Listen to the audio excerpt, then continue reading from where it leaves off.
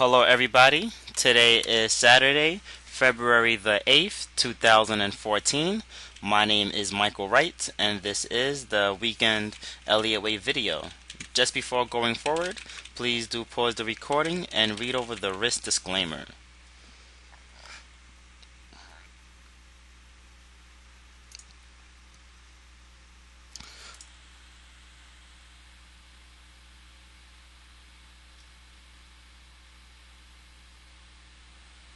Okay, let's jump right into the markets.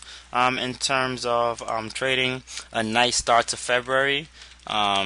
Indeed, the first week, a lot of great setups in my opinion. More so, not even great setups, but more so things starting to align in terms of correlation. We also saw a different area in terms of risk off, and then really key zones holding their support areas, right? We currently, if you look at the members area, we are currently in two open positions, being the short euro dollar and then also the short dollar yen. So let's go ahead, let's look at that. Currently we are up 329 pips, so indeed in my opinion a good start, and looking to really expand on that further. Alright, let's take a look at first the short dollar yen setup. Alright, the short dollar yen is basically a retest of the breakout that we saw. We saw a breakout actually late last week in a heavy risk off environment, and then now we actually have it retesting 102.30.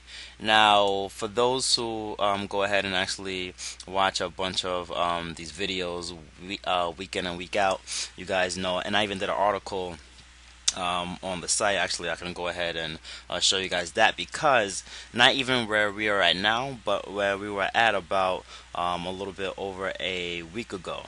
And that dollar yen, as I had wrote, was a lot of downside. So with the outlook really intact, it's very important to stay key and stay focused in on looking at those downside risks, so long as the technical levels do hold up. So the article title at that point was dollar yen due for correction as topside thins, right? And so far that outlook in that zone is right on, right? Let's take a look at, we were actually looking for the shorts right up around that 104 zone, right? This was the daily setup, and so far it played out pretty well. It was like 104.50, and then downside targets, we are still looking lower. All right, so let's look at where dollar yen is at currently. Okay, so we are still right here, 102.30. Right now, here we have this broken ascending trend line, which has remained intact for quite some time, but we are still looking a lot lower, because as we open up the time frame, what we actually see on the dollar yen is clear momentum divergence. Okay, and then I would say clear, you're looking at divergence which has lasted since a few months ago. Okay, let's let the chart load up a little bit. So divergence which was intact since the beginning of 2013, the end of 2012. So played out pretty well, and that was key, because as we continued higher, what we didn't see was momentum really take out those highs. So long as that holds, we are looking for a clear three-wave correction. Okay, in my opinion, I don't really think this is an A wave yet. It could be, but an A wave may come a little bit deeper before we have a larger move back, and then a even larger sell-off. In my opinion, the three-wave setback could land us into that 92 zone. We'll see as everything plays its course, but that's what we are looking for dollar yen. Meanwhile, euro dollar, we are short right now from 136.10, so about 7 pips lower.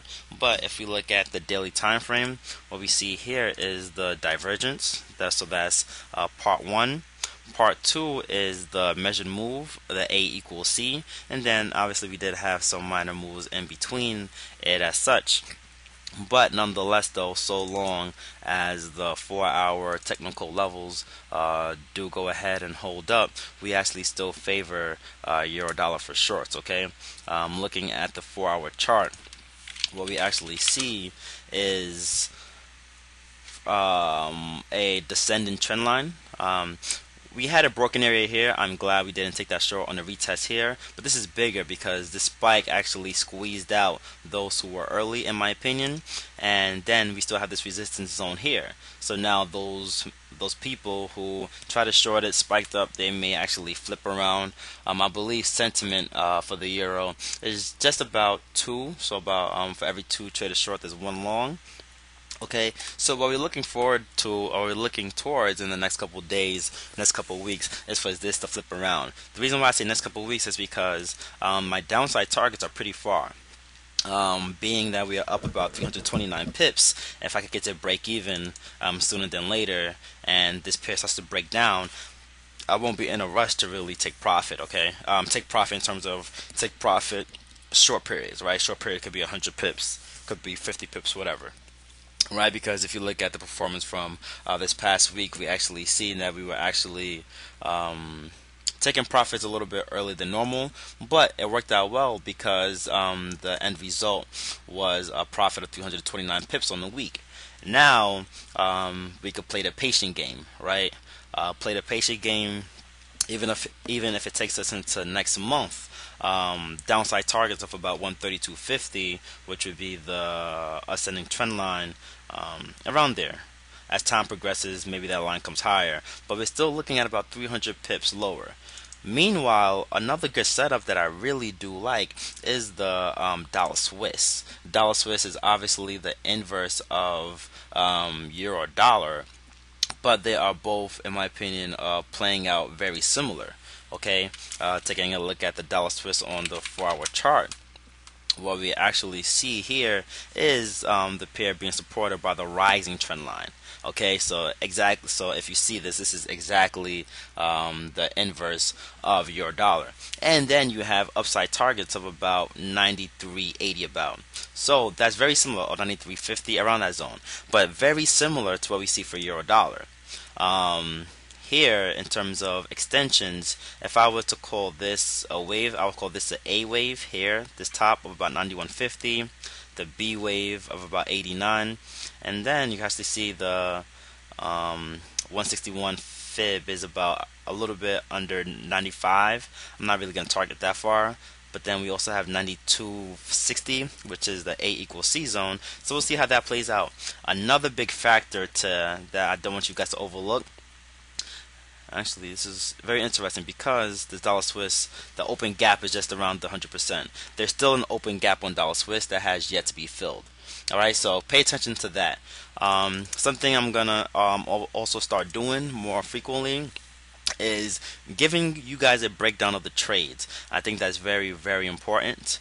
So you guys can see here, so far this month we took 3 CAD yens, 2 euro pounds, whatever. A lot of people are interested to see what trades do I like to stick to. I don't really trade a specific pair, so this is something I really want to show you guys. Last year, actually, one of my best profitable trades was the Aussie dollar and Kiwi dollar, though into the ending months, with the market kind of disconnecting, that skewed a little bit, but the overall was the same. And then the average hold time, my average hold time looks about a little bit over a day. Obviously depends on tradings and etc. But I'm really looking forward to see how this year really plays out. So far, very content with what we have so far for February. So let's see how the next couple of weeks go, and then excited to kick things off for March. But at the end of the day, I really do like dollar Swiss a lot. I like euro dollar. I might be patient with dollar Swiss as euro dollar is kind of the same trade, but let's say if dollar Swiss could make some moves higher and break above this resistance, then I'll tag along and get long dollar Swiss above, let's say, 90.25. That will allow me to get to break even on euro dollar, and we'll see how dollar yen, if it wants to actually move in the market, plays out. All right, so those are a couple things I'm looking at. Cheers.